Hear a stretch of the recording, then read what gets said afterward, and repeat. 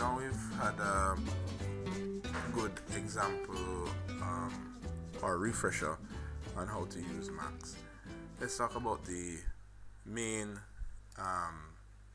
objective, which is to do an animation using the camera. So first thing, to do an animation in 3ds Max, it uses a keyframe system. Now before we do the animation with the camera, we're going to experiment quickly on animation on general in 3ds Max.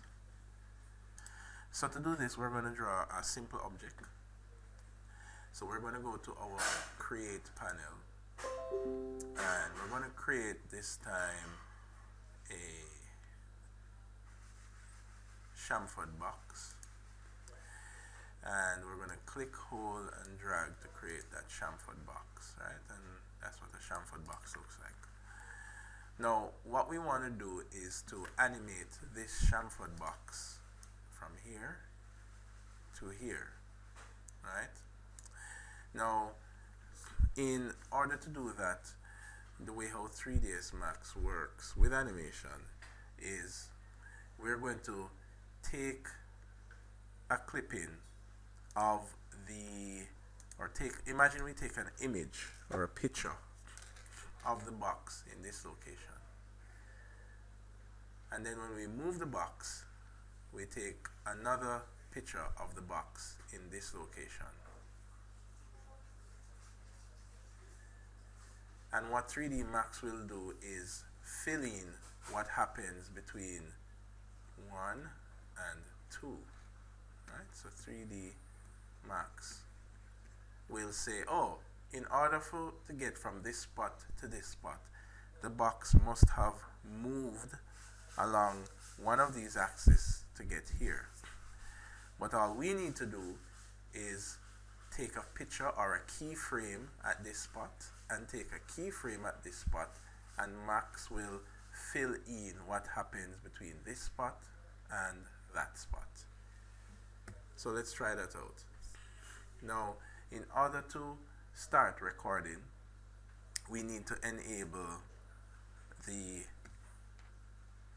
we're going to enable our set key, which is here.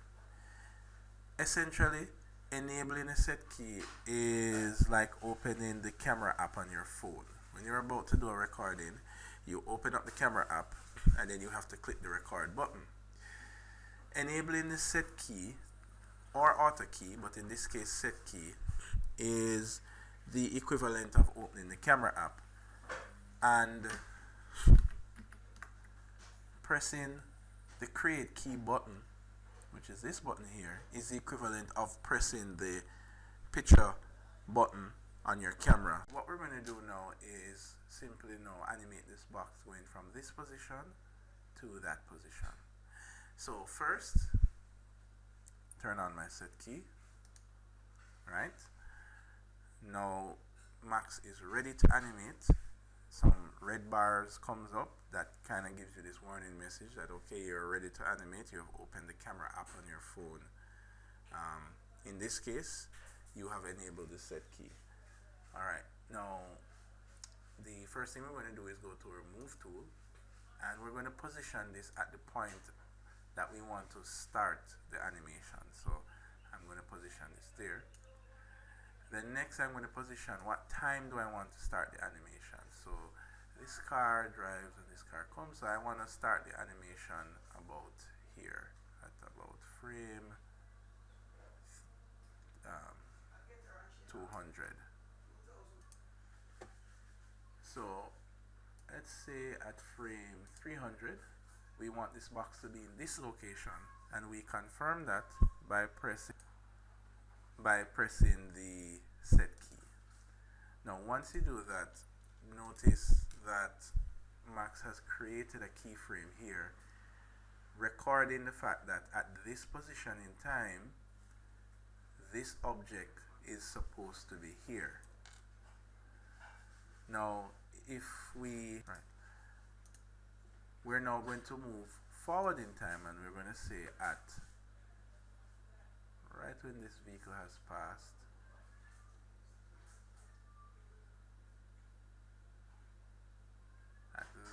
500 frames, we want this box to be here. And we confirm that again by pressing the set key. So in essence, what we have told Max is that, hey, at 300 frames, I want the box to be at a position, and then at 500 frames, I want the box to be at a new position. The distance between the frames, Max will tween or fill in what happens between these two positions. In this case, you did a simple move from here to here. So Max will say, oh, well, you moved along the x-axis from here to here. And if we go back in time, we will see Max animate this for us. Because at this position, we said the box must be here. And in order to get to this position, you would have had to move in a straight line for this box to be here. So simply put, that is how animation works in 3ds Max.